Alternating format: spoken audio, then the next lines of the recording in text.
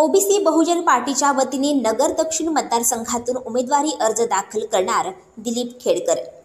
OBC बहुजन पार्टीच्या वतीने आपण नगर दक्षिण मतदारसंघातून उमेदवारी अर्ज दाखल करणार असून या निवडणुकीत विजयी झाल्यानंतर मतदारसंघात विकासाचा अजेंडा राबवणार असल्याची माहिती माजी सनदी अधिकारी दिलीप खेडकर यांनी पत्रकार परिषदेमध्ये दिली। खेडकर म्हणाले की राज्यात मराठा ओबीसी वाद अजूनही कमी झालेला नसून पंकजा मुंडे, छगन भुजबळ यांना आजही मराठा समाजाच्या विरोधाला सामोरे जावे लागत आहे। आमच्या पार्टीने राज्यात 18 ठिकाणी उमेदवार उभे केले आहेत। या मतदारसंघात ओबीसींची संख्या लक्षणीय असतानाही दोन्ही प्रमुख पक्षांनी मराठा समाजाच्या नेत्यांना उमेदवारी दिली आहे। माझी उमेदवारी जाहीर होण्यास उशीर झाला असला तरीही उर्वरित वेळेत आपण प्रचार पूर्ण करू। वंचित बहुजन आघाडीने या मतदारसंघात आपल्या उमेदवारीला पाठिंबा द्यावा याविषयी सकारात्मक चर्चा चालू असून वंचित निश्चित मला पाठिंबा देईल। प्रकाश शेंडगे, महादेव जानकर या ओबीसी उमेदवारांना वंचितने पाठिंबा दिला असून नाशिकमध्ये जर भुजबळ यांना उमेदवारी मिळाली तर तेथेही वंचित भुजबळांना पाठिंबा देऊ शकते।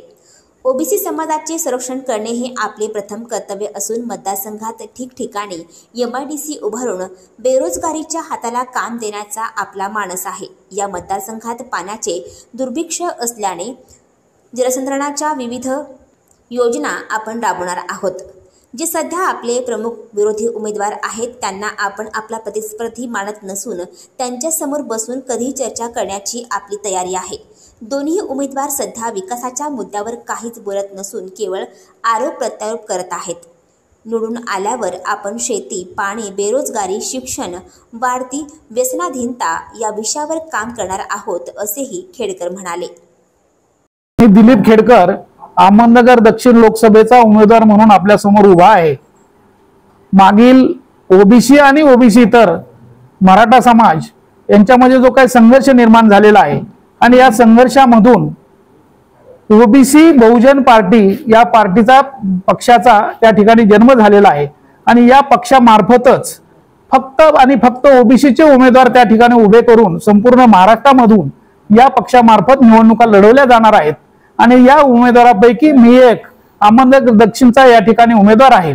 आणि आपल्या माध्यमातून माझं सर्व जनतेला आव्हान आहे की ओबीसीची बाजू घेण्यासाठी किंवा ओबीसीचे प्रश्न सोडवण्यासाठी ओबीसीचा सेपरेट असा पक्ष त्या ठिकाणी निर्माण झालेला आहे आणि त्यांचे या ठिकाणी उमेदवार दिलेले आहेत। त्यामुळे संपूर्ण ओबीसी जनतेला माझं आव्हान आहे की तुमच्यासाठीच फक्त हे ओबीसी उमेदवार या ठिकाणी दिलेले आहेत आणि तुम्ही आज संपूर्ण महाराष्ट्रामध्ये ओबीसी आणि मराठा हा संघर्ष निर्माण झालेला आहे आणि याचा निश्चितच जे तुमच्या बाजूने उमेदवार म्हणून उभे राहणार आहेत किंवा तुमची बाजू पुढे लोकसभेमध्ये मांडणार आहेत तर त्यांनाच आपण भरघोस मतदान करावं आणि आपले उमेदवार त्या